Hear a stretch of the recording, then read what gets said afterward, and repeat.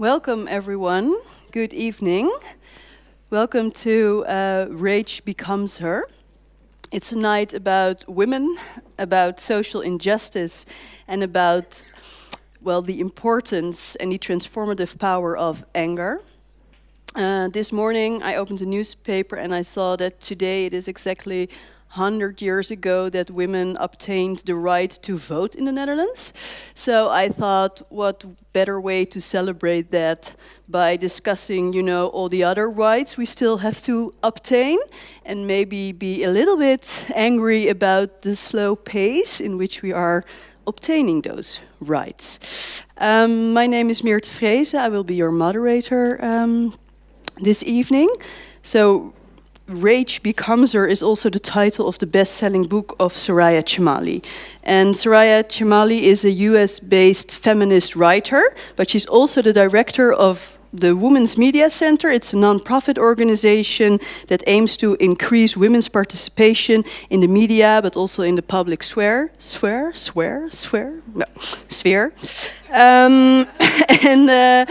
So she wrote the book, the bestseller book Rage Becomes Her, about why women should really hold on to their rage and use it instead of pushing it aside, and try to be very understanding and forgiving, because she says rage is like water, or anger is like water. In the end, it will always find its way out, eventually. So I will interview her together with the Dutch-renowned documentary filmmaker Sunny Bergman. She's known to make very personal documentaries that always spark public debate. She made documentaries about the objectification of women, about slut-shaming, about racism in the Netherlands. And her last film is about men and about, kind of the state of confusion a lot of men find themselves in today. So we're definitely also going to discuss that. Please come to the stage and give them a big round of applause, Soraya and Sunny.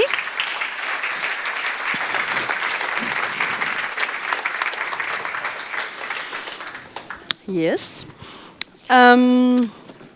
So Soraya, my first question to you. Yes. You've been writing about feminism for a long time. Why was now the moment to write about anger and women? So I really wrote the book as a direct response to Trump's election. To Trump's election, yeah. So I had been writing a lot. I had book proposals. I kept changing the book proposals. But right around the election, it was just so clear how big a role anger was playing. And there was an anger of aggrieved entitlement and resentment, and we saw a lot of contempt and disgust that form a constellation of feelings around anger on the right. A lot of the rallies were vicious and violent and fueled by this incredible image of xenophobia and misogyny and racism on angry faces. And what was interesting was before the election, the people who registered the highest rates of anger were conservative white women. And then after the election, the people who were angriest were progressive white women. And that has driven their anger, has now driven the resistance to the Trump administration. And so my real question was, what did the acknowledgement of anger look like? And whose anger had uptake, whose anger mattered as a political force that was recognized by the society and embraced instead of disdained? Clear. And had you self felt ever angry, more angry before? Or, was it also a moment that you felt really angry, or did it have to do anything to do with your own feelings? Oh, it had everything to do with my feelings, but my anger has been sustained for many years. I think by the time of our election, it was more, there was anger in me personally, but it was actually more a feeling of despair, because actually the women that I work with and the activists that I knew could see what was happening, and they could see what was happening for years. But in fact, the fact that they saw it was almost irrelevant. because they didn't have enough power, didn't have enough of a voice, didn't have enough control over media representations of the news, what counted as important. And frankly, it's a global shift that we're seeing everywhere. It kind of makes it easier to be a public feminist because you don't even have to explain anymore. No. It's right there. It's obvious for everyone to see. Whereas 8, 10, 15 years ago, you would say something and literally be treated like you'd lost your mind. Yeah. Because everybody just sort of assumes we're all equal, we're equal enough. Yeah, the book was finished. Yeah, done. Yeah.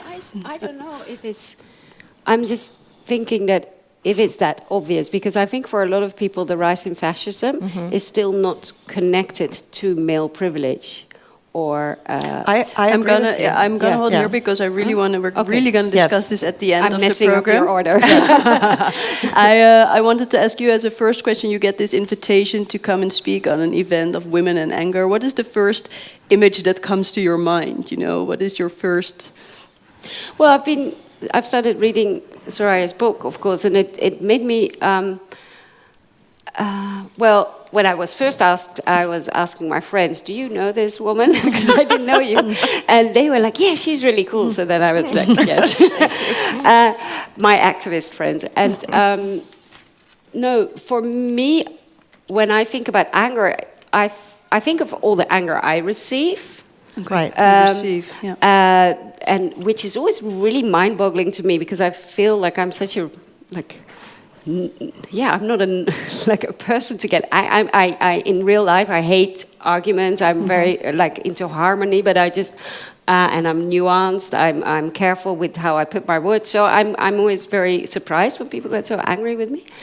And on the other hand, I think of anger as a driving force for my creative work. Yeah. So but that's more like injustice. I'm angry about injustice, and then I feel like I have to do something about it. So it's transformed into something creative. Yeah. So, but we're definitely gonna elaborate further on anger as this transformative power. I thought it would be nice always because we're kind of talking to you, and it's nice who you're talking to. So I had some questions for the audience before we're really gonna start. And first is just to raise your hand. It's like who in the last 2 weeks has felt really angry? Okay, so it's, I think, half. And who of you expressed that anger?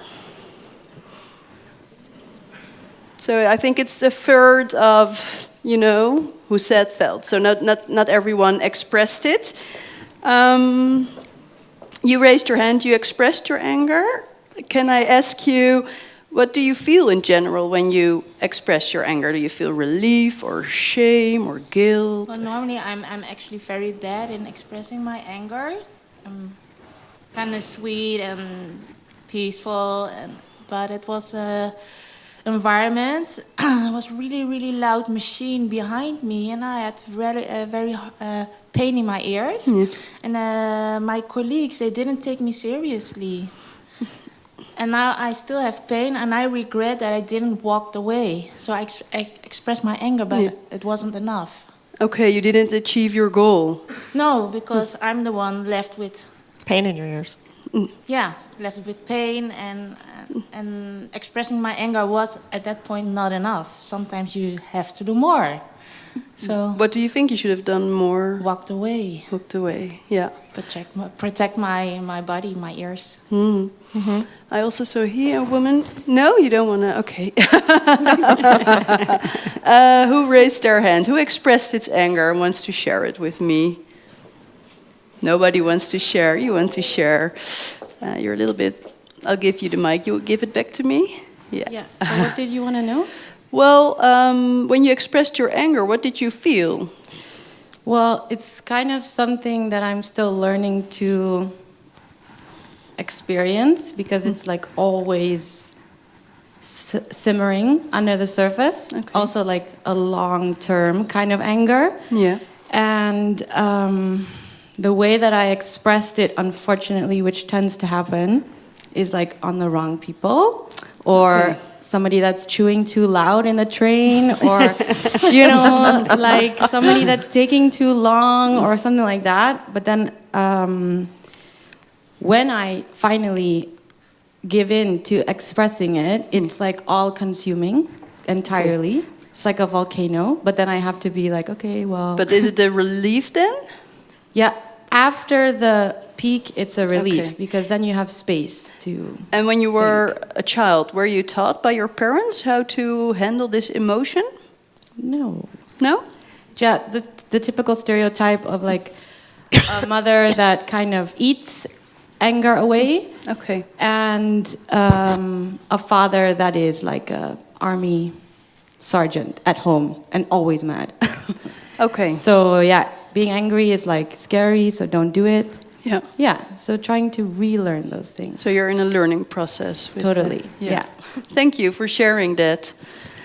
Other people that want to share? No. Okay. So I thought before we're going to talk a whole night about anger, you know, what is anger? You make this distinction between, you know, emotions and behavior. Could you elaborate a little bit on Sure. this? I make the distinction between the emotion and the behavior, but also I think the most important aspect of this is the social construction around the emotion, because we learn to think of anger as a feeling that we have as humans, and we experience it as individuals. But in fact, it's the most social emotion because it makes demands on the people around you. And those people are then put in a position of having to respond. And it was interesting what you said, because women's anger and women's pain are treated in remarkably similar ways. They're often ignored, minimized, trivialized. You're told you're exaggerating, you're over-emotional, you don't really know what has happened to you. You can't possibly be representing the situation in an objective way, all of these things. And so I personally think of anger as the signal emotion. A signal emotion. That protects us from threat, risk of insult, indignity, violence. Our anger is an incredibly useful and rational response to our sense that we are about to suffer an indignity or that there is an injustice, and we can feel it on our own behalf or we can feel it on behalf of others. And so ultimately the question that I ask in the book is, why would we gender our emotions the way we do, but why would we specifically divide the emotions up in a way that withholds the signal emotion from girls and women specifically? And you also call it a secondary emotion. Well, I reference it as a secondary emotion because I talk about a lot of different theories of psychology around emotion, and they are often categorized into primary and secondary.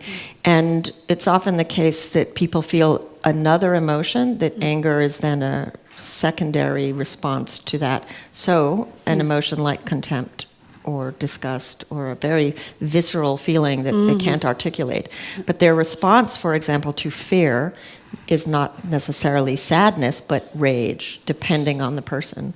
And because you say it's a signal emotion, but then she says, like, yeah, I express it to the wrong people. Right. So, you know, somebody is picking his nose, and you express it to that person. Right, but that has a known mechanism. So particularly these studies repeatedly find that girls and women are much more likely to be socialized in ways that leads them to ruminate, to keep the anger to themselves, mull it over in a way that actually doesn't help.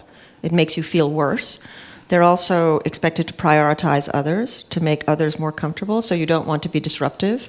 You don't want to cause anxiety or pain or discomfort, because you literally have been taught that that's antithetical to your femininity. And so when you're in a situation where you know that your anger will be received poorly or with hostility, it gets diverted. So it can get diverted into your own body, contributing to a whole host of illnesses. Yeah. Or it can get diverted to people who are lower down on the status chain than you are. And so instead of sort of punching up. Those are the people in the train. Yeah, those are the people in the train. So you punch down. So if you're really angry at work, but you might lose your job because if you you're not express afraid. it. Because you're not afraid of their judgment or something Yeah, like that. there's no consequence for that. So, Okay. but it's often the case though that what happens, it's you might act out on somebody in the shop because you're in a line and you're mad. Mm-hmm. But in fact, you're probably not mad at that person. Or if you get very angry at work, you can't yell at your boss. So what do? You go home and you yell at your children, right? Or if you're a man, you go home and you yell at your wife, because you can do that without really ultimately equality. You explained very well how kind of internalizing rage is bad for you, but to make it really personal, but I think I speak for more people, when I express my rage, in the end I feel always very exhausted and empty. I don't, it's also a negative effect to express it. Well, I think it depends on how it's expressed, because the explosive expression of rage, the cruel, sometimes anger is very cruel because you say things you wish you hadn't said, is also, I think, a mismanagement of rage and anger. Because by the time you're at the point where you're exploding, you have been dealing with an anger that is not articulated or processed. And the actual turn of phrase that I use in the book is meaning has not been made out of the anger. Sorry, again? Meaning. You need to make meaning from the anger. But if your options are silence and rumination and internalization or destructive, explosive display, neither option is a good option. But we don't ever learn, mostly, very few children are ever taught how to think about their own emotions, to have the meta process of looking at themselves, having the emotion, and learning what the emotion is. And because we grow up, particularly again as girls and women, objectified. A girl throws a tantrum, and what do people do? They film her and say she's so cute and pretty when she's mad. But we disassociate our emotions from our expression. We smile when we don't mean to smile because we're told, why aren't you smiling? Use your nice voice. And so there's this disassociated quality to self-objectification. So we lose the ability to recognize the physical signs that we are getting angry. A rapid heartbeat, maybe adrenaline. We forget. We literally unlearn that the feelings that we're having in our body are related to an emotion that's trying to tell us something. Sunny, what is your own idea when you think of anger, your own anger? What do you... I'm just very interested in everything you say. I think in my personal life, I recognize the explosion. The most angry I get is with my partner, obviously, because he can hurt me the most. And then I've had these times of complete and utter, wanting to punch him and throw things at him. But that feels like I'm out of powerlessness. Right, and that's how women associate that. Women overwhelmingly say exactly what you said, which is they associate anger with powerlessness. Yeah. And even if and then I become violent. And then you become violent, right? Because you want to do something. I just want to destroy everything, But it doesn't happen very often. So I'm actually curious, what's the healthy way to express it then, according to the psychological theories? So I think there's several things. One, it really depends on context. Yeah. Every context is different. So what might be healthy in one context with your partner is not healthy in another context with your children's teacher. Yeah. Right? So context is important, but also being able to make meaning, think about, what am I feeling? Why am I angry? What am I actually angry about? What has to change? Because in fact, the emotion is saying something has to change because I'm really uncomfortable, something's bad for me. And if you can identify what it is and think about it and literally strategize, what has to happen? But is it then the advice to sit and meditate on the anger? No, actually a lot of the advice that I write about in the book is one thing that is proven to help people is to write it down. Because in the process of writing, you are forced to make meaning out of what you're thinking. So and That's then why it's good when you're very angry with someone to write an email but not press send. not press send, right? And so I don't know about you, I have an entire folder of those emails. Okay? They live with me, they are my friends. And so if you write and make meaning of things, also if you have people that you can talk to and trust, it always helps, because we learn to think that anger is isolating and dangerous, but in fact it doesn't have to be isolating at all. At the end of the book, one of the suggestions that I make is that you think of your anger as a way to build joyful and creative communities. So both you and I sublimate our anger through our work. You make films, I write.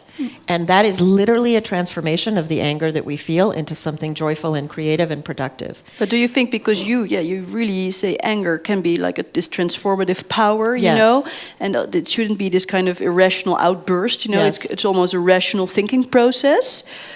I don't think it's necessarily conscious, though. No? Like when I started writing, I thought, what can I do? I feel there's this grave injustice, and no matter how much we try or talk about it, it's just not changing, it's going backwards. Like I definitely felt like the progress of women's rights and the overall project of equality was taking a huge step back. And all I could do in the situation I was in, given the parameters of my life, I was working, I had children, I had a husband, was to write. So I started writing, and almost immediately the same thing that happened to you happened to me, which was the level of vitriol and hate and threat and abuse that came to me online was amazing. It was almost like studying anthropology, because I thought, what is going on? Who are these people? And I could write about that glass, and someone might send a rape threat.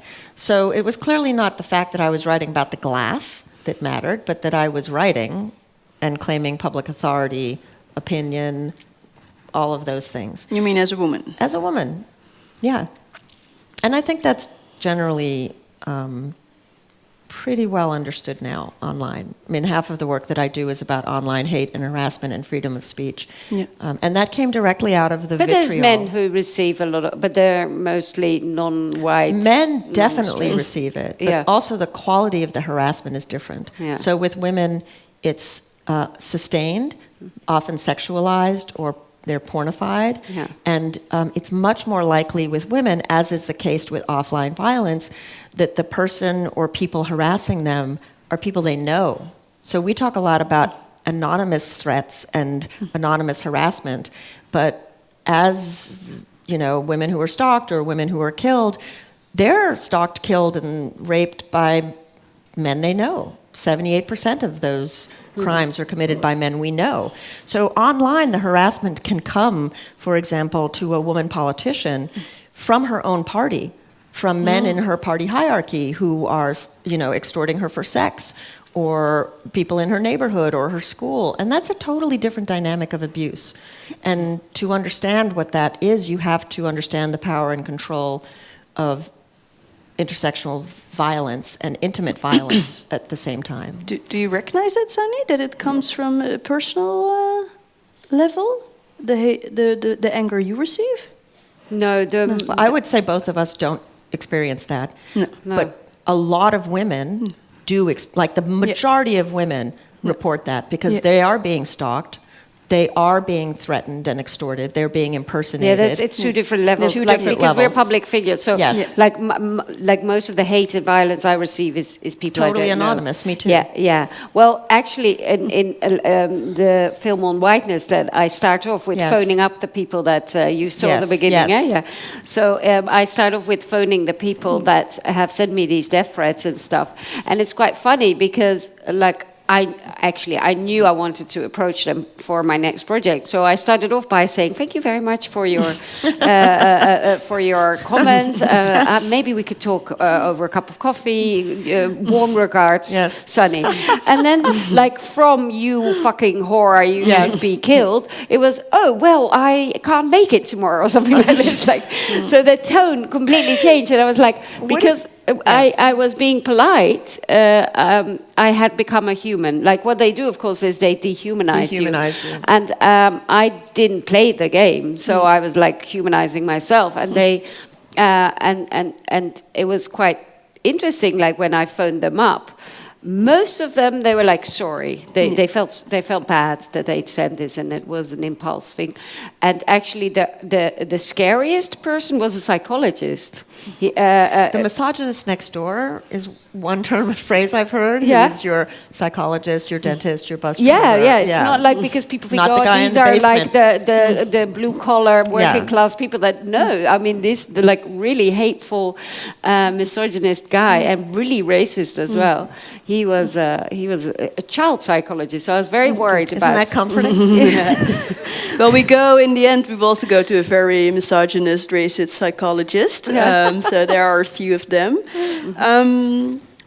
A big part of your book is that this idea of that a woman shouldn't be angry, or it starts already in the upbringing. At a very young age, you say we validate the behavior of boys and girls, as you know, a girl shouldn't be angry, etc. So it relates to the whole nature-nurture discussion. And then I thought, so we're actually kind of nurturing what we think is nature. Is that what's going on? How would you see it? Yeah, I mean, if I can reply, what I've learned during my research is there's such a thing as neuroplasticity. That means that your brains change according to a long-standing practice. So when we expect different things from boys and girls, from actually the time they're in your belly, because there's been research whereby it shows that women, when they think they have a boy in their belly, say he's such a karate kid, and it's actually a girl or something. Like those, like the ideas that she has about the baby changes when the gender changes. So we have very different expectations about boys and girls, and those expectations change in the end. Change your brains because of the paths that become solidified. So it's a question of nurture becoming nature. And I was interested because in your book you said somewhere, like it was a small thing whereby you said research shows that testosterone leads. This is amazing. To aggression, but when we did the research, you saw it with the thing. There was actually no correlation. It wasn't that testosterone leads to aggression. Oh, you said like being aggressive increases your testosterone. Right. So, yes, I think people think that boys and men have a lot of testosterone, and we all have testosterone. Yeah. But boys and men have a lot of testosterone, and that makes them angry, which is all incorrect. Boys and men do have a lot of testosterone, but it doesn't cause the emotion of anger. It may lead to different physical displays and more aggressive behavior, more physically dominant behavior. But actually, there's an almost reversal of that expectation, which is the way we use our bodies and the way we exert and display power over other people increases the levels of testosterone that we have. So the example in the book, there are several examples, but the one that really sticks with me is researchers who wrote a script between two people where one person fires another person in a very demeaning way. And they went to a theater, lots of actors and actresses, and they had everybody act this out in pairs. And before the firing happened, they took saliva swabs and measured testosterone. And then after the firing happened, they did it again. And what they found was that the person who is firing, their testosterone levels skyrocketed. For men, their testosterone levels went up 4-fold, but for women, they went up 10-fold. And the person who was being fired had a drop in testosterone. And they did this over and over and over again with many variations. And one variation was, if you are a man, whichever role you're playing, act in stereotypically masculine ways. So think about what it means to act like a stereotype of a man and do that. And they did the same thing with the women. And they found that it was irrelevant. And actually the mechanism for catalyzing the testosterone was acting with dominance and power over others and physically doing that, taking that action. But the causal effect is exactly the other way around than what we expect. It's not the testosterone causing behavior, it's behavior causing the testosterone. Right, it's cyclical. Because so, you saw the experiment I did for my latest film. Because maybe you can, I don't know if everyone saw the film. So because I don't know. You've probably read the book by Cordelia. Yes, Fien, fine. Yes. And she's very interesting. She has two really great ones. Yeah, Delusions of Gender and Testosterone Rex. And in Testosterone Rex, she tries to debunk all the myths about testosterone. And I'd been talking to her because as a feminist, of course, this whole nature-nurture discussion is very important because the whole nurture side, the essentialist thinking, is often used to suppress women. And men, as a matter of fact. Like the whole binary gender divide is like can imprison us in supposed essential characteristics. So I was reading this book and I was chatting with Cordelia Fien, like how could we disprove these ideas about testosterone? And I discussed it with a few other scientists, and we came up with this idea, like basically what I got told is that the amount of testosterone that we have doesn't predict behavior. Right. So it doesn't mean that like the more testosterone you have, the more dominant or more aggressive or more sex drive you have. And so what we did is we took 6 groups of men and we made them the same in age, and we made them take testosterone at the same time because it kind of differentiates during the day. And they all took the testosterone samples, and then, funnily enough, the ones who scored the highest were the ballet dancers. Then we had the drag queens; they had the second highest. Then Wait, they scored the highest in testosterone levels, right? Yeah, okay. Out of saliva. And so then the next one was the drag queens. Then we had the nurses, because we thought of all these professions that were traditionally male and traditionally sort of female. And of course, for the filming, we wanted them to wear uniforms. Yeah. So we thought of professions that they could wear uniforms, and they all had to come to the filming in their uniforms. But the more masculine professions, or what we think of as masculine, were the policemen, the lawyers, and rugby players. Mm-hmm. The rugby players were the lowest. So that's so interesting. Yeah. And so it was complete reversal, and we were so lucky in the sense that our experiment really worked to prove our point. But because it was like we were told by the scientists, it was random. It could have been the other way around. Yeah. But then, it doesn't matter at all. Yeah. But why do you think, when there's so much research now also underlying the fact that even on a biological level, men and women aren't that different, why are we still so obsessed, even in an innocent way, or you can say maybe it isn't innocent, in putting our children in those boxes? Well, I mean, I think that it gives people a lot of comfort to confirm these beliefs and to believe that they are essentialist. And the more authoritarian your mindset is, the more you want rules.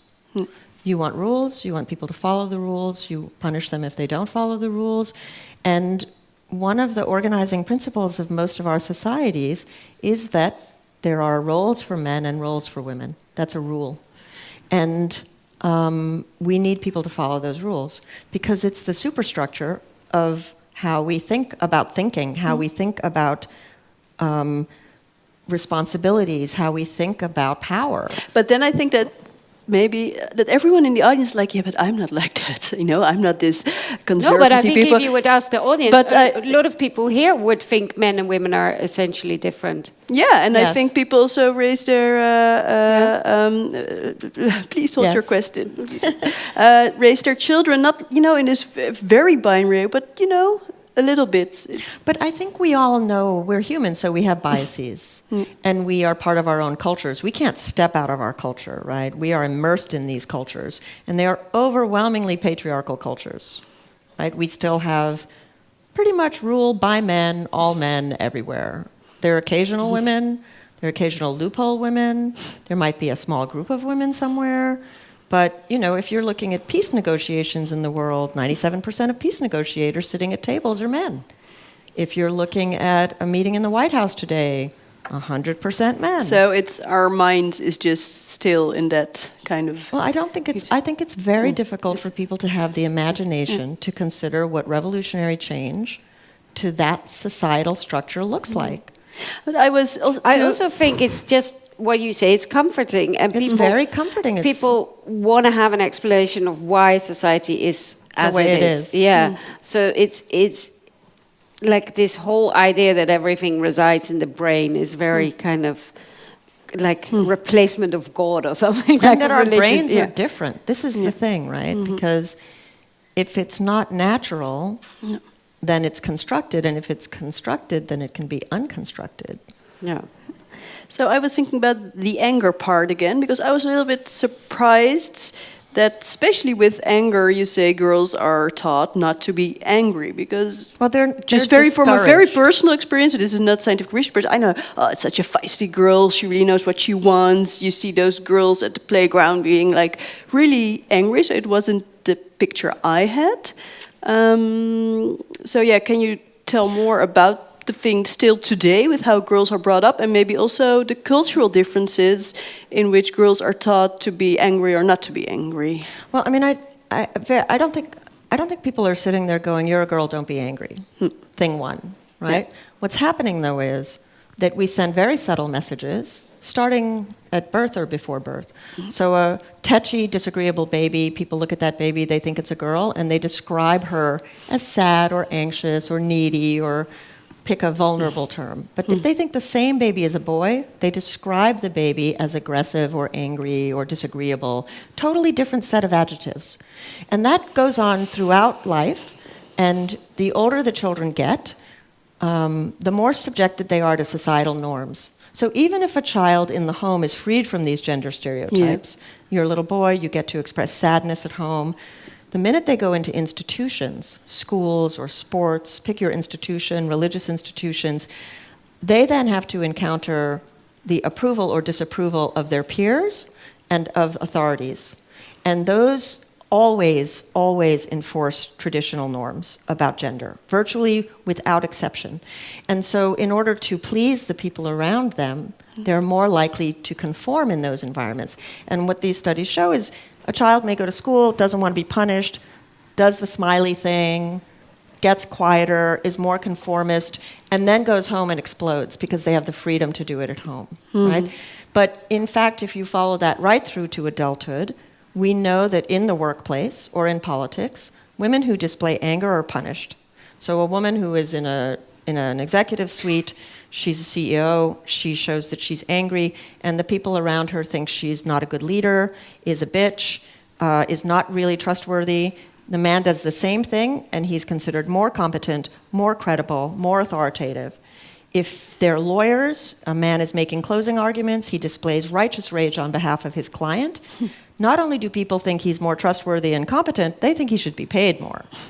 A woman doing the exact same thing, it's the opposite. So it's not even speculation. It's very tangible and material penalties that accrue to women and punishments that accrue to men. And it is because ultimately when a man is angry, he confirms our ideals of masculinity. So the anger is all entangled with authority and with power and with the masculine privilege to rule. Do you think is it research that men also experience it as an expression of power? I think it depends on the man. Okay, right? yeah. Because if you're a black man in American society, you're not experiencing your anger as power, because it is seen and socially constructed as threatening and criminal and dangerous to the society.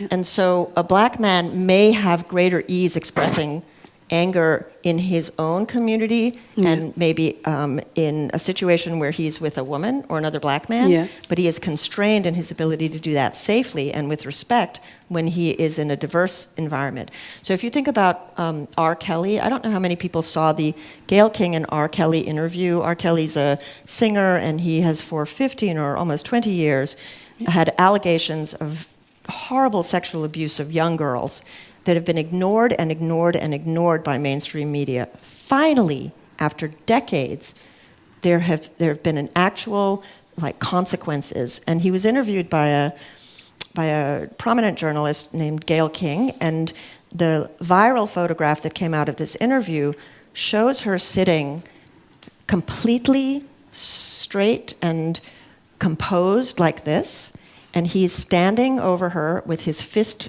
like this because he's angry. And in the video, if you watch the video, he literally gets up and has a tantrum and screams and yells. But this is a still of the video. And they did the interview on a set that actually looks like a living room. I don't know why.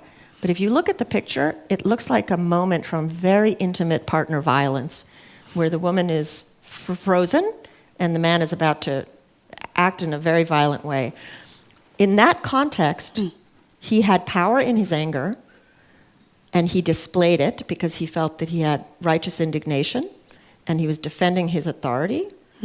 But I would be staggered, I would be gobsmacked if you switched the interviewers and the woman sitting in the chair became a white man. I do not think R. Kelly would have done what he did. And that is a matter of context and relative status. And I think we see that all the time. Yeah, and then and what does that say about how men experience their anger? Like he would have experienced something different because of the person sitting next to him.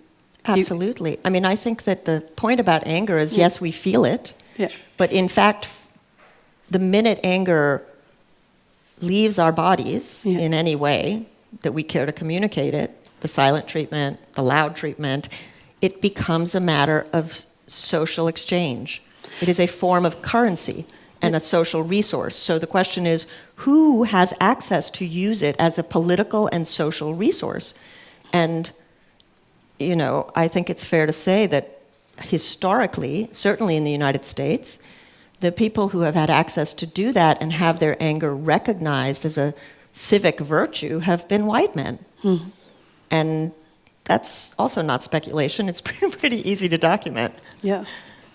But you say, like, for women, they should use anger as a, you know, as a kind of transformative power. Should men everyone. also learn? Yeah, should it be general? Should we all learn to use anger? What is interesting, because I've just been researching masculinity, and what I've learned is that men actually don't have access to, a lot of men don't have access to these vulnerable emotions that women are more trained to like express as sadness and fear. And the opposite happens. Yes. So, like, they can't feel the sadness, or they can't allow their and fear, they can't or express it. Yeah, and they transform it into anger. Yeah. So when you have whole institutions based on this kind of behavior, they become in itself a suppressing mechanism of others. And when you, I think that was an eye-opener for me making this film, like as well as it was when I was making this film on whiteness, is that actually being on top of the pyramid disables you. It dehumanizes you as well. Yeah, it disables you as because certain qualities of empathy are not well developed. Yeah. Towards yourself and towards others. Right.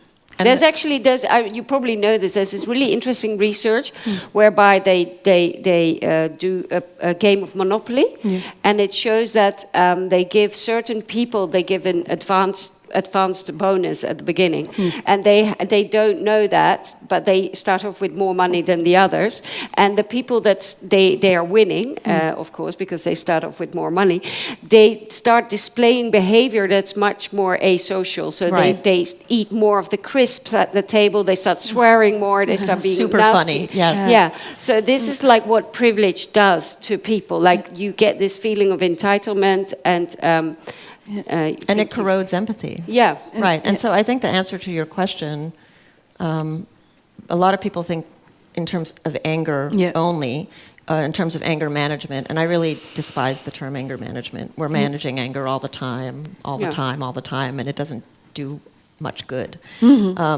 So what I use instead is this idea of anger competence and emotional competence. How do we develop, as a skill in our children, the ability to understand how they're feeling, and then to give it meaning and articulate it in a constructive way.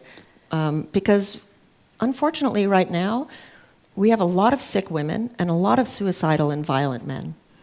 I mean, really and truly, the levels of suicide and violence in men, I think, is directly correlated to the immense harm done by a masculinity that shuts them off from these feelings of sadness or That's fear why the or vulnerability. APA The masculinity study, yes. Yeah, they gave out. It's the American Association of Psychologists. They gave out a warning and saying traditional masculinity is harmful, which again unleashed A enormous torrent of hate. Yes. torrents of rage. Because feminists are ruining the world. Yeah. But if I may ask a personal question, because you raised girls and you raised boys, and were you already, when raising them as little children, aware of how you taught them to be angry? And well, I was very exquisitely aware of what anger expression looked like because I was so bad at it. I was so bad at it. If you had asked me in my 20s or 30s if I was angry, I would have looked at you like there was something wrong with you. Of course I'm not angry. I'm never angry. A good woman is not angry. I'm not angry. But then I got to my early 40s and I was like, wow, I wonder, why am I feeling this sort of sadness or this depression? Is it hormonal, right? And my conclusion in the end was that I had spent most of my life ignoring how angry I was. And so what would happen if I didn't do that, right? What would happen? What was I scared of? And I think that we're often taught that our role as feminine people, and I should add this, I think this is true of your work too. The subtitle of my book is The Power of Women's Anger. And there was a big debate between me and my editor because at one point I really felt strongly that it should be the power of feminine anger with an unqualified power, because the power is very negative and positive. Yeah. And it doesn't really have to do with whether you're a woman or not, but this quality of how gender is manifested. So if you are a very feminine man, you are experiencing anger much more in the way we think of as a women's anger. And if you're a very masculine woman, you are having an experience that is closer to the anger we think of as men's anger. Yeah.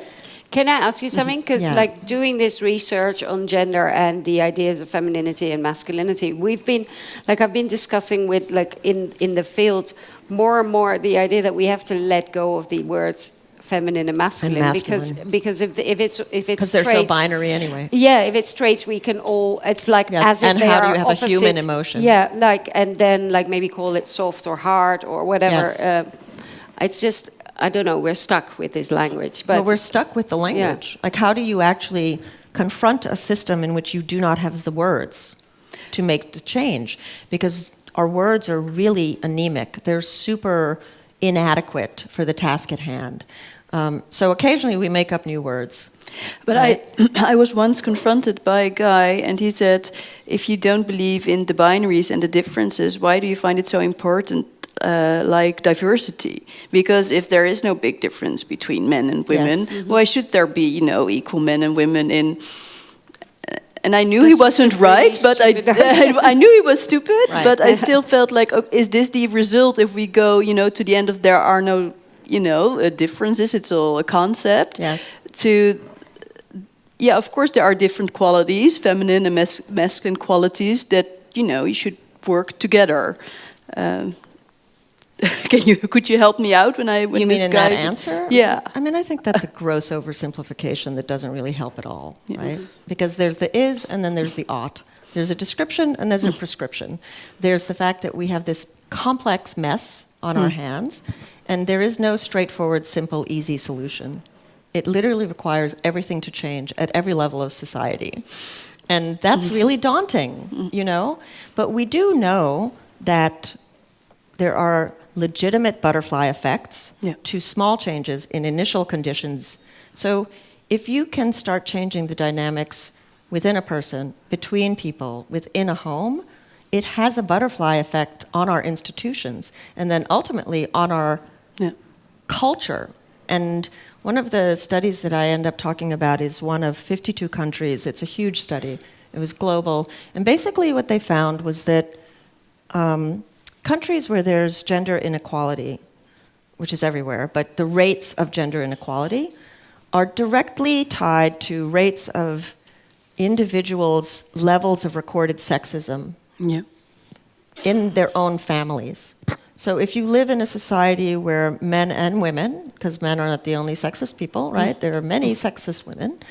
where they hold strong hostile sexist beliefs or even strong benevolent sexist beliefs, those societies tend to be more extreme in their gender inequality.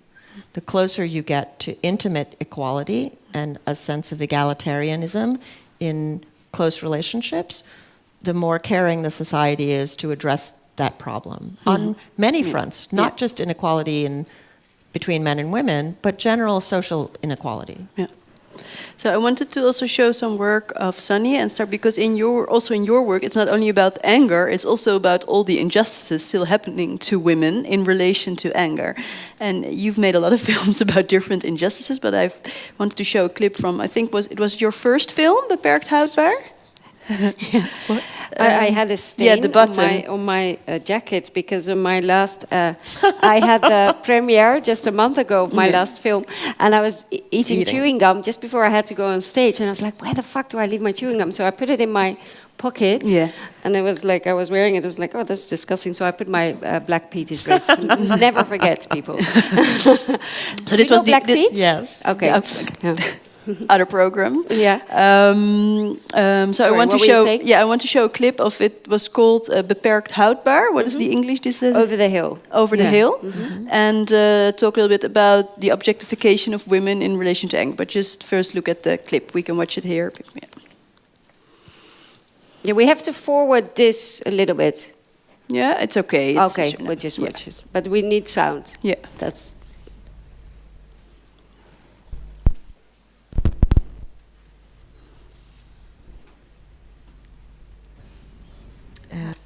A woman should look.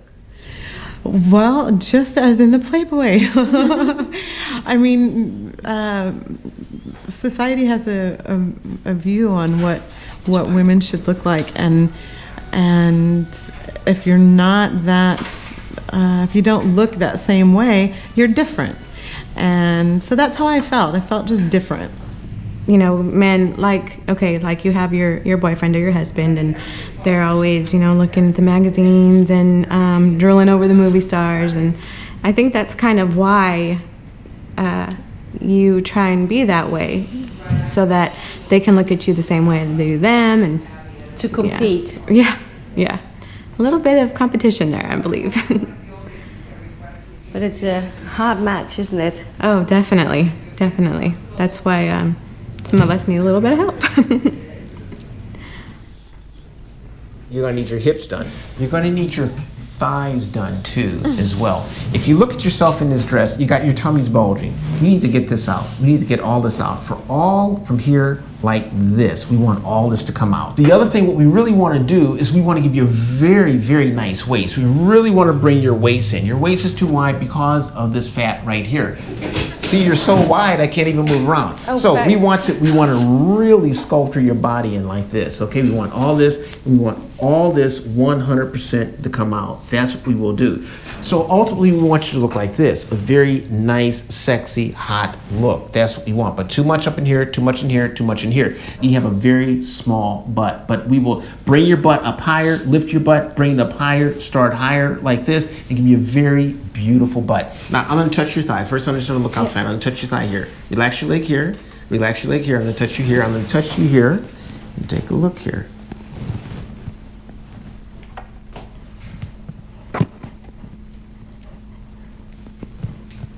Now, relax just a little bit more. Very good. You could really, really stand for a laser reduction labiaplasty. 100%. You can get a nice, beautiful aesthetic look. You can stand for that. You are a candidate. You are an absolute candidate for laser reduction labiaplasty of the labia minora. Also, you have too much fat in your mons pubis. A little bit of that fat is coming down into the upper parts of your labia majora. You need the full works, my dear. So you need a laser vaginal rejuvenation for enhancement of sexual gratification, all right? $8,000. You need liposculpturing of the mons pubis in the superior aspects of the labia majora, $4,000. You need a laser reduction labiaplasty of the labia minora and a reduction of the excess prepuce, $8,000. With that, you will have that Playboy look. I guarantee it. So Do you think I'm beautiful like I am now? Beauty is in the eye of the beholder. So it's whatever, how you are, whatever you feel, that's it. It's not for anybody else to judge. Also, those arms need to go too. Oh my God!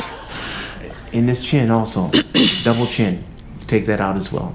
So you know what? Add another $5,000. Oh, right. So, Soraya, what emotion do you feel when you watch this? Actually, at this stage, I feel humor because I'm beyond the point of outrage. The surgery that he's describing is originally called the Barbie. I mean, you made a whole film, and I have a chapter on sexual objectification. When this happened to you? Oh, well, I mean, it's already like 12 years ago, nearly 12 years ago now. I wrote a book as well, and I started with this scene because it's interesting because when I was filming, I do camera myself so when I'm filming, it's as if I'm already in the editing. Yeah. So I'm like already in the moment, and I'm thinking like, oh, I should zoom out, or I should take. So you don't feel emotions, really? No. I was just thinking like, I think this is a good scene. That's what I was feeling, and I like my sound woman. She was like, I could hear her sniggering, like trying to suppress her laughter. And then when I came home in the hotel, I was like checking out the mirror, and I was like, I never know. What's wrong with my arms?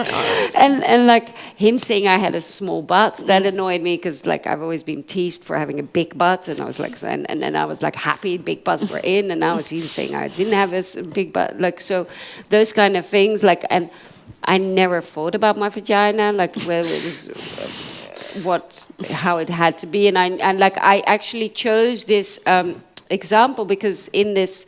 I was arguing in the film that the idea of hyperreality, Baudrillard, the idea that the images are becoming stronger than our reality, and that it's actually a reverse motion which is now so much more like this whole culture has exploded, of course, on Instagram. I was reading this morning an article on how girls are doing all this cosmetic surgery because they want to look like the filter they put onto their selfies. So this whole idea that images are becoming stronger than reality, that's what I wanted to show with this plastic surgery on the vagina, because, of course, they want to look like the Playboy, but the Playboy is completely photoshopped because it's like to show a real vagina is seen as too sexual. So it's actually out of prudishness that they like make the vaginas look like children's. But I thought, especially on this topic, who should we address our anger to? Like... Well, in this, when I was making this documentary, I was quite angry towards the industry, trying to capitalize on these insecurities. So I was like, that was like, of course, this guy, but he's just one of many. But they're actually breaching their medical oath. Because people come in, like these two women that I filmed at the beginning, they came in because they suffered from incontinence after giving birth.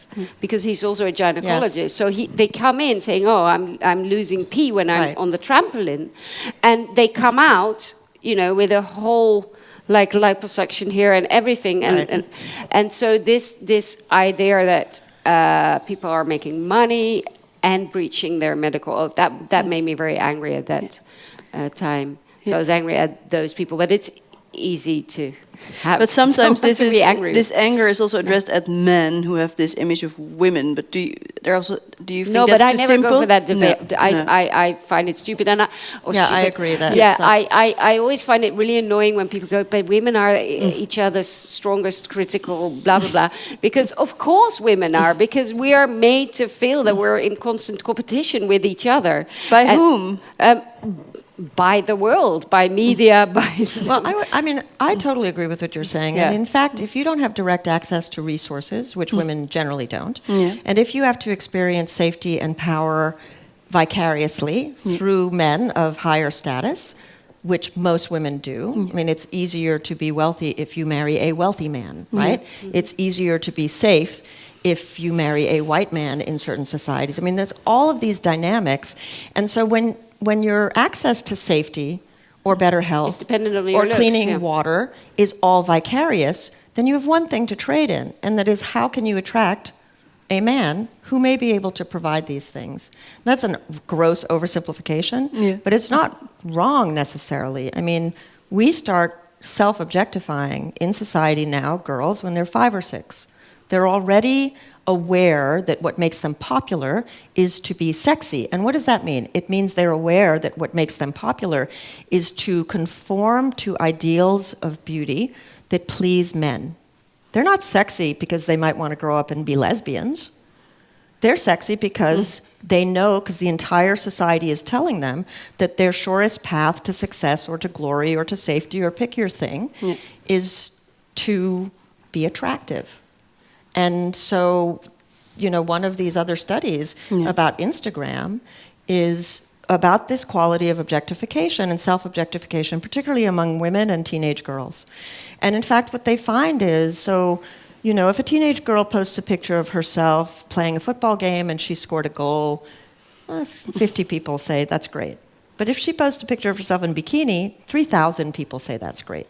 So you're going to post more pictures of yourself as a bikini, not because you want to be sexually objectified, because you have a will to power. Yeah. Men and women have equal wills to power, but women have much narrower paths to power. And so the quality that girls are seeking online isn't to be sexy, it is to be influential. It is to have a way of being recognized, and the surest path to being recognized is to take your clothes off and look like a doll. Yeah. That's why I always refrain from criticizing individual women, because I've been asked so many times about like I don't even like it when people post pictures online from Renee Swellseger or whatever her name is, like, oh my God, she looks terrible. She's so like, oh, what has she done? Because then it becomes an even narrower path. Like you have to like look forever great, but no one can know that you've done anything. Yeah. So it's a really hypocritical situation, and I completely understand that women do Botox. I completely understand everything all the women do in order to achieve this influence. So it's not up to us to like put each other down. It's up to us to take on the system. Yeah. I mean, I am, of course, the same. I want to look forever young. I'm on TV. I have the same problem. But that's a good point you make, because in fact there are serious material consequences to not looking young for women, right? Yeah. Beyond the age of 40, the presence of women on screens completely declines. If you are a woman in broadcast media, aging reduces your shelf life on the screen significantly. You are not hired as an actress. And there are many professions. Although times are changing now with all the Netflix series. There's a lot of television is much better than film. There's a lot of content for 40-plus women. Right. I went to the times of changing section because we are. Can I say one more thing though about these beauty ideals? Yes. I think it's really important to note how implicated they are in racism and white supremacy, because the ideal is actually the ideal of a thin white girl. That's like on the top of the pyramid, and the thinness of white girls is directly related to the idea that they lack substance and that they need protection and that they cannot be self-governing. So they need men to protect them. They need strong men to paternalistically care for them. And in protecting them, there is a lever for racist and xenophobic violence. And I think it's important to understand the relationship between the sexual objectification and the racial ideals and the broader violence that a society engages in. Yeah. Interestingly, though, because I was criticized when I made Over the Hill that I hadn't made it intersectional enough, and I hadn't discussed the whiteness of the beauty ideal. And later on, when I was becoming more involved in the anti-racism work, I started to understand that criticism better. But there is also a body of research that say that women of color, specifically women of African descent, have a better body image. Absolutely, more self-esteem. Yeah. But I would argue that you have to be able, if you are in that situation, as a parent, and this is true generally of self-confidence and self-esteem, the society is not going to do it. You have to grow resilience in your children. Yeah, that's also what you wrote.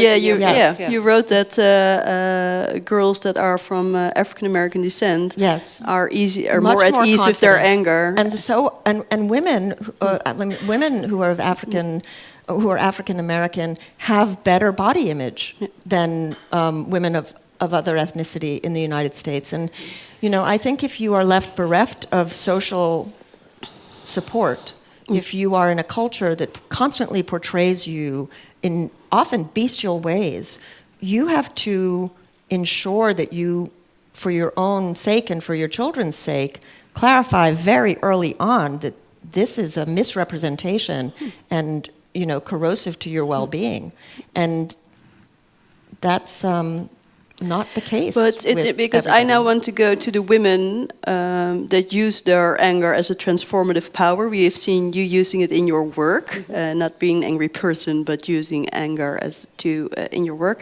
I want to show a trailer of a film. It's called Knocking Down the House, but I was also thinking of other examples, and I was thinking of the women of Black Lives Matter, Serena Williams and Beyonce, and now I think, okay, they're also all black, so it isn't, there is this direct correlation between feminism and using your anger and creating a positive movement. We're gonna watch 2 clips. It is the trailer from Knock Down the House, in which you see 4 women running for Congress in the US, and then afterwards, directly, we're gonna see a clip of Sunny's latest film, Man-Made, because there are these 2 developments going on in society. One is kind of a feminist movement, and the other one is a male a progressive movement, and the other one is kind of this very conservative / racist, misogynist movement, which is also political. So let's watch it. If I was a rational person, I would have dropped out of this race a long time ago. Crowley hasn't had a primary challenger in 14 years. He's taken $3 million per cycle. He's gonna tell me I'm small, that I'm young, that I'm inexperienced.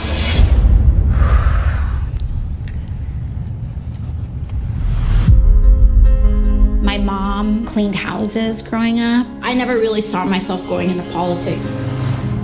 Americans aren't asking for a lot. They're just asking for politicians to help them get by. I can do this. I know you can. Left wings, I was a broken thing. Had a voice, but I could not sing. We're doing something very controversial. People say, how dare you mount a challenge to someone who's so established? It's not just our family, it's 30,000 families a year losing loved ones because they don't have insurance. I was not trying to become an activist. I live 6 minutes from Ferguson. Being a woman of color, our image is scrutinized. People in my district, this is how we look. I come from a long line of coal miners. We've been collateral damage. They underestimate us. I'm running because everyday Americans deserve to be represented by everyday Americans. I'm not going to allow my daughter to have died for nothing. The problems that we have in our district, we ourselves can fix. I get scared of the cynicism from people really believing in something and then it not working out. I just don't want to let them down. You have to be fearless, or they're gonna come after you. Nobody owns you yet. No matter what the outcome, it will never be the same. We're gonna fight for each other. Some of us have got to get through. It's about the whole movement. For one of us to make it through, 100 of us have to try.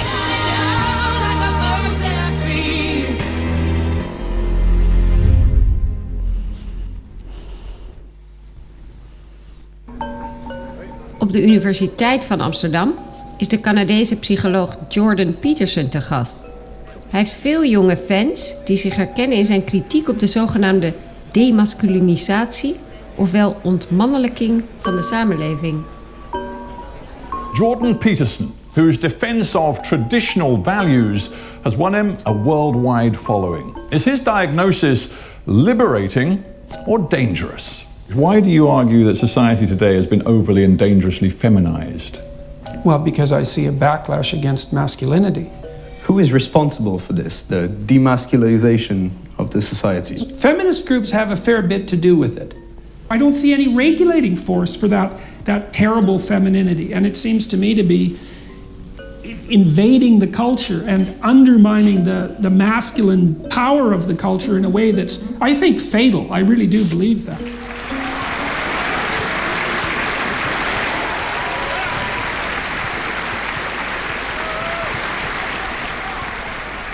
Masculinity is in crisis. Why is masculinity in crisis? Because things change fast. Waarom is er een crisis bij jonge mannen? Nou, omdat ik denk dat de rol van mannen in de maatschappij in de laatste decennia, laten we zeggen, veranderd is. En ik denk dat veel jongens die nu opgroeien zich daar geen raad meer mee weten. Vroeger was het tamelijk duidelijk wat je als man moest doen in de samenleving. En sinds dat we de pil hebben en het feminisme zoveel veranderd heeft, zijn de relaties tussen mannen en vrouwen niet altijd meer even duidelijk en de plaats van mannen in de samenleving. Now in this new era where a lot of manual labor has been replaced with automation and where family provision or that breadbasket role has been much more distributed, men are finding it very difficult to forge a new identity.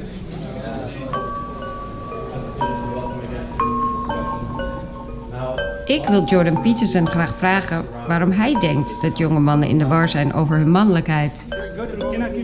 Maar hij heeft mijn interviewverzoek afgewezen. Kijk, aan de kant die jij vertegenwoordigt en die jij zeg maar propageert, dus de minderheden en de gekleurde mensen, vrouwen en zo, die weten heel goed wat hun rol is, want die zijn bezig met een soort van revolutie en die hebben een revolutionaire rol. Maar de kant die zij aanvallen, zeg maar de witte mannen, ja, die liggen dus onder vuur en die moeten zichzelf zien te herwinnen, ook juist om debat aan te kunnen gaan met de minderheden waar jij het voor opneemt.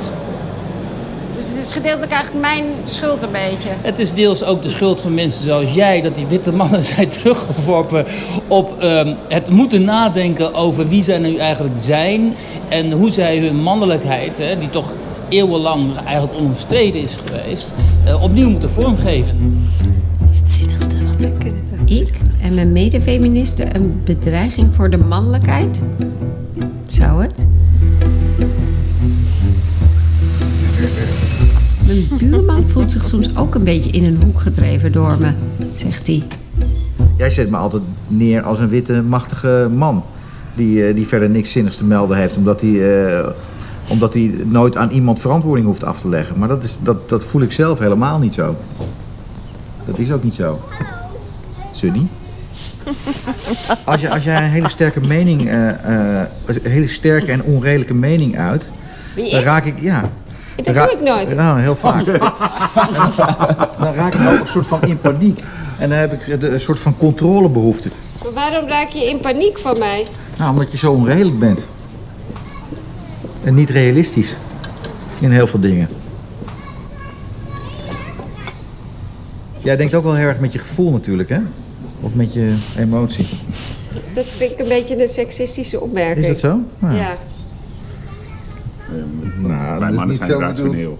Uiteindelijk doen mannen gewoon ook wat er van hun verwacht wordt. Ik bedoel, stel je voor dat wij ergens zijn en ik ben de oudste persoon. Stel je voor, Siem is er niet en ik ben de oudste van het gezin en ik ben een man. Dan wordt er van mij verwacht dat ik leiding neem, dan wordt er naar mij gekeken voor beslissingen en dan ga je ook snel in die rol springen. Okay. Yeah, it's okay. All right. Yeah. Can you stop it, please? There's an expectation. Thank you. Yeah. Okay. So I see that we don't have a lot of time anymore, but I think it's huge. These two developments. Do you see them as I literally translated from Dutch, communicating vessels, as Weer Dak is also saying? So. Just to let you know, Weer Dak is a very scary person. Who said actually what he said over I was there. a bit worried yeah. because I kind of made him look reasonable. Yeah, right. No, but he's really quite extreme. He's no, but I'm very, I am yeah. very, it's mind-boggling to me how I have to what I have to think about these two developments, and because especially we saw now Jordan Peterson, who's a psychologist, and his ideas are very popular, but you also, of course, have the political exponents also in America, in Europe. You don't know. I think they're not separate, and I think it's global. Yeah. And I think we see this rise of macho fascism, which is really what it is. Yeah. You know, these are strong male leaders in our country during the election. There was this idea that the president needed to be broad-shouldered.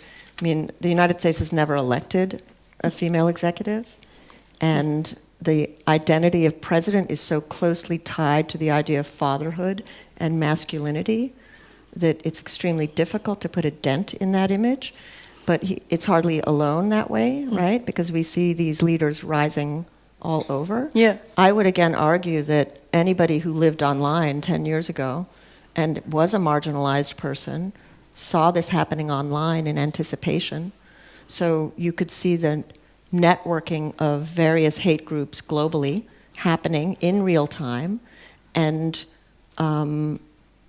in response to that, there was a rise of feminist activity, I think, that came out of a backlash period in the 90s and the early aughts. And I don't...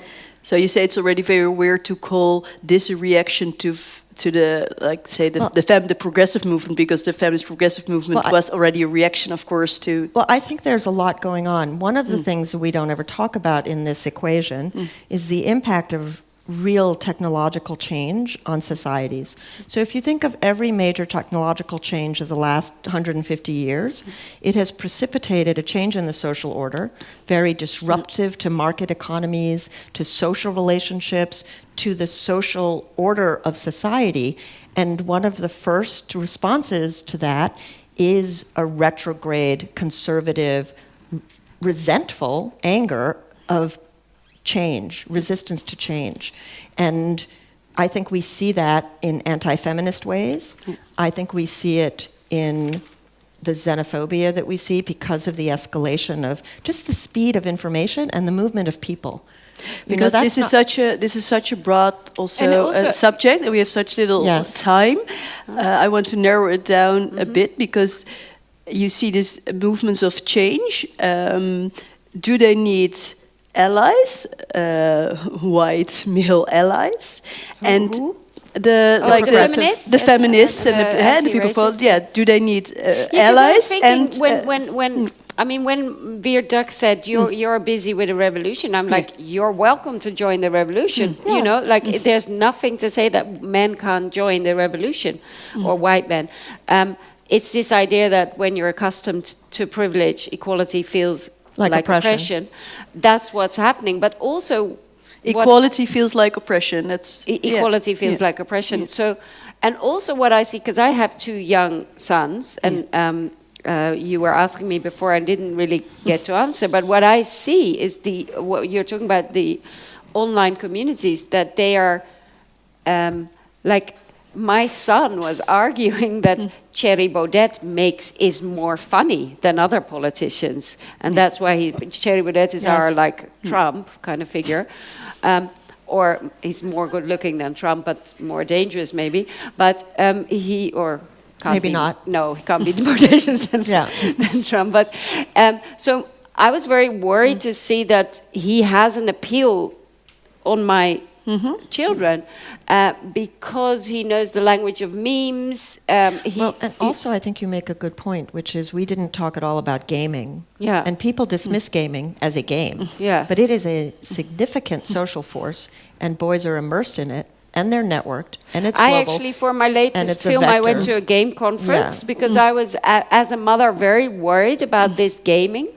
And on the one hand, I felt like I don't want to be like these parents that say, back in the 50s, rock and roll is work of the devil or something. But I was like, you're there hours shooting, and there's this whole cult of violence. But because I have to, wrap you it up. said you're welcome. Yeah, you're welcome to join the movement, but they don't.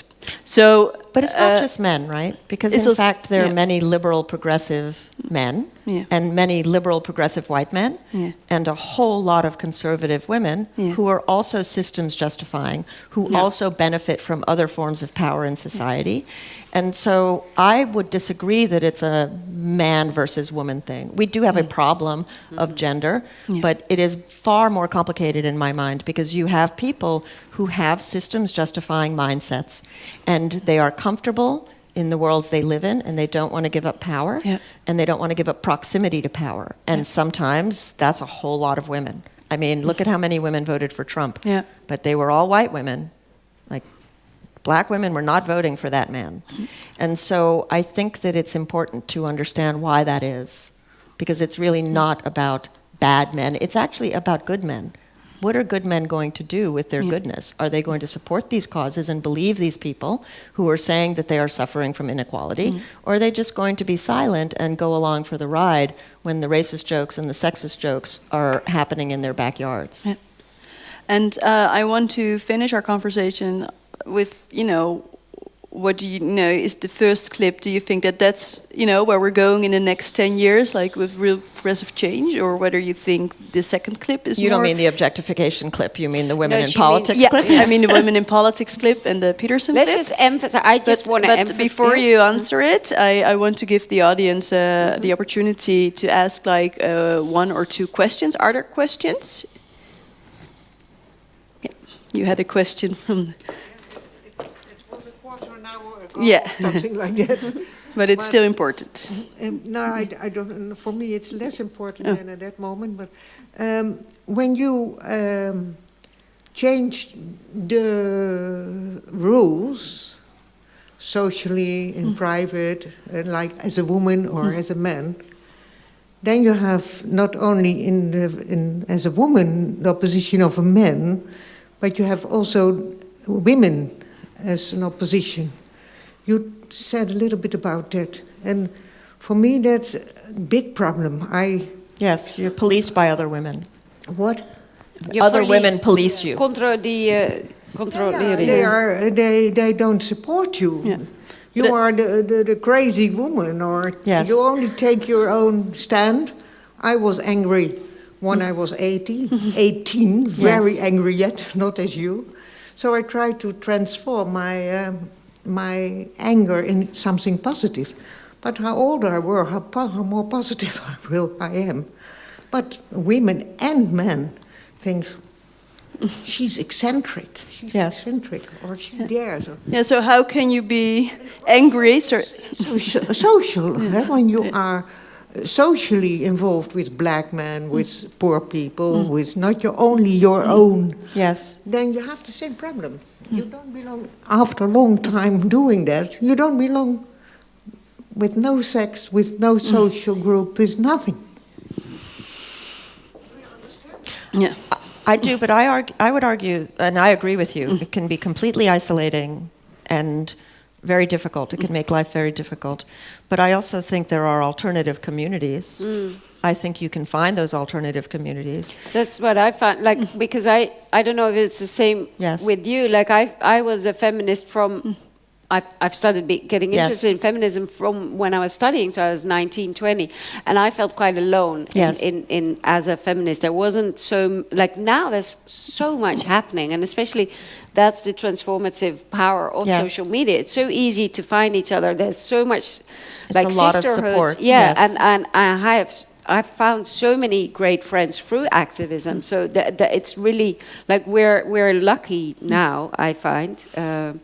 But it's much harder when you have to live your day-to-day life with people who are hostile to you and your beliefs, which is what you're describing. So that might make you angry, when you feel so also misunderstood, I guess. Well, I mean, I think it can make you feel isolated and lonely and, angry. Yeah.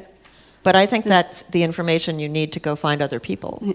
Yeah. Like literally go find other people. Yeah. No. No, but I think what Sunny's saying is right. It is much easier now for people, especially for young people. I mean, I could never do the work I'm doing if I had not been able to form powerful coalitions of women around the world to do what I'm doing with me. And that would have been impossible without the internet. And I don't even think we understand the long-term, seriously revolutionary implications of women ignoring nation-state boundaries, right? Just ignoring them to get what they have to get done. And you can no longer isolate women in their homes for the most part. There are places where, yes, women are isolated in their homes.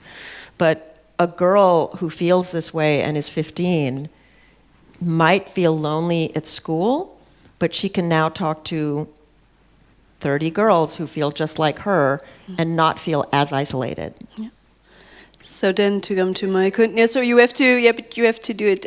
There will be drinks and book signings because then you can have the discussion between the two of you. Because I have to wrap it up for everyone here. So can you choose, one direction or a feeling of positivity or negativity, or is it too simple? Are you hopeful? Well, no, I don't know. When we look at the world, I'm not so hopeful. When I often forget in what kind of bubble I live. And then this guy who's my neighbor, he's a very nice, very ordinary guy, and I'm like, oh yeah, that's what the rest of the world is, and he's even left-wing and progressive, so let alone what corporate worlds are like. So it's comforting to be in this bubble of activists, but the rest of the world, what's happening, it's not a happy picture. I mean, if you look at what we're talking about, the rise of fascism all around the world, and the rise of xenophobia. How do you feel after 3 years living under Trump? And I don't feel particularly optimistic. I mean, I think we're living through a very complicated time in human history, not just like in our recent history, but in human history and how we're organized. And I'm withholding judgment. I don't feel particularly optimistic. No. I think it will get worse before it gets better. Yeah. And I think, as is always the case, the people who are the most vulnerable, the most marginalized, will suffer the most. Oh yeah, what I wanted to add, because everyone is raving about Knock Down the House, and of course we all love Alexandria Cortez, but we have our own in the Netherlands. My friend Sylvana Simons, she is, and I mean, I don't know if there are any fans in the house, but one over there. But I mean, I think it's important to stress what she's done is revolutionary as well, taking on the system as a black woman, it's just such a big hurdles you have to take. I'm just so don't focus too much on. No, I'm just proud of her. So that makes you optimistic, at least. It's my job to kind of end this optimistic, but it's not gonna happen. Here, I'll tell you something that my husband says. Okay. He says that to do the work that we do, you have to be a daily pessimist, but an eternal optimist. And I think that's very true. Yeah.